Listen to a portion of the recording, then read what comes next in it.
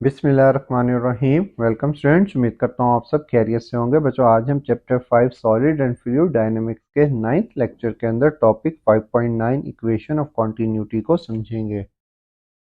बच्चों, आपने अपनी डेली लाइफ में ये एक्सपेरिमेंट ज़रूर किया होगा कि अगर एक पाइप के अंदर पानी फ्लो कर रहा है और हम उसके कॉर्नर से उसको प्रेस करते हैं तो पानी की वेलोसिटी जो है वो इंक्रीज हो जाती है।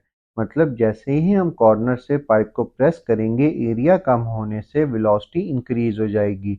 और इसी चीज़ को हम इक्वेशन ऑफ कॉन्टिन्यूटी में स्टडी करते हैं कि अगर एरिया आप कम करते हो तो वेलोसिटी इंक्रीज हो जाती है, और अगर आप एरिया ज़्यादा करते हो, मतलब जैसे ही पाइप को दोबारा आप छोड़ोगे तो एरिया ज़्यादा होने से वेलोसिटी कम हो जाएगी। लेकिन एरिया और वेलोसिटी का जो प्रोडक्ट है वो सेम रहेगा, मतलब वो हमेशा हर पॉइंट पर कांस्टेंट रहेगा। The product of cross-sectional area A of a pipe and the speed V of the fluid at any point is constant. A1 V1 is equal to A2 V2 is equal to constant। मतलब फर्ज करें हमारे पास दो core points हैं, एक point हम यहाँ पर कहीं इसको कंसीडर कर रहे हैं और एक पॉइंट इसे कंसीडर कर रहे हैं। यहाँ पर एरिया और वेलोसिटी का जो प्रोडक्ट होगा वो हमेशा इक्वल होगा इस जगह के एरिया और वेलोसिटी के प्रोडक्ट के।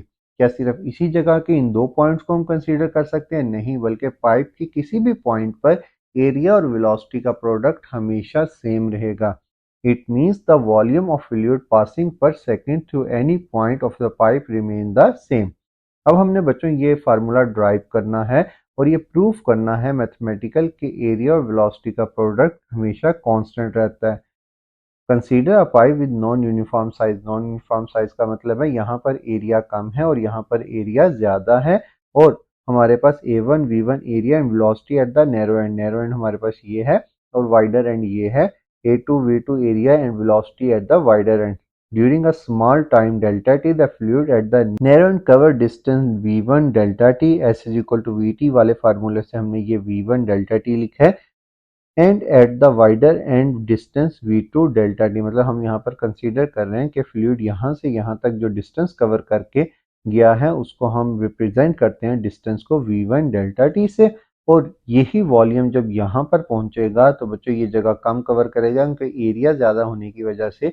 और बच्चों हमारे पास वॉल्यूम इक्वल होता है area multiply by third side. यहाँ पर एरिया हमारे पास गिवन था 1 और ये जो थर्ड साइड थी ये हमारे पास यहाँ पर हम कंसीडर कर रहे हैं डिस्टेंस, और डिस्टेंस हमारे पास यहाँ पर इक्वल आया था S is equal to VT वाले फार्मूले से V1 डेल्टा टी। तो वॉल्यूम का फार्मूला बनेगा A1 V1 डेल्टा टी। इसी तरह बच्चों यहाँ पर एरिया A2 गिवन था और इसकी तीसरी साइड बेटा ये थी, मतलब डिस्टेंस, और डिस्टेंस इक्वल था यहाँ पर V2 डेल्टा टी के।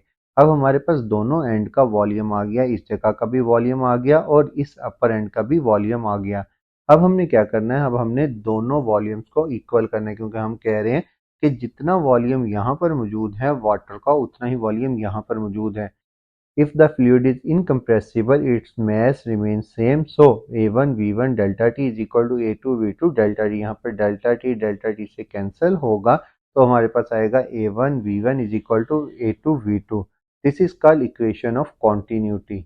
It show that the pipe become narrow, velocity increase जो अभी हमने बात की थी, and if the pipe become wide velocity decrease because flow rate must remain constant. नहीं, यही वाली हम एग्जांपल लेंगे जो हमने स्टार्ट में समझी थी। When water flow through a pipe that become narrow it speed up, that's why when you pinch a pipe hole the water get come out faster. और बच्चों ये था आज का लेक्चर। लेक्चर अच्छा लगा हो तो लाइक और सब्सक्राइब करना मत भूलिएगा। थैंक यू, खुदा हाफिज।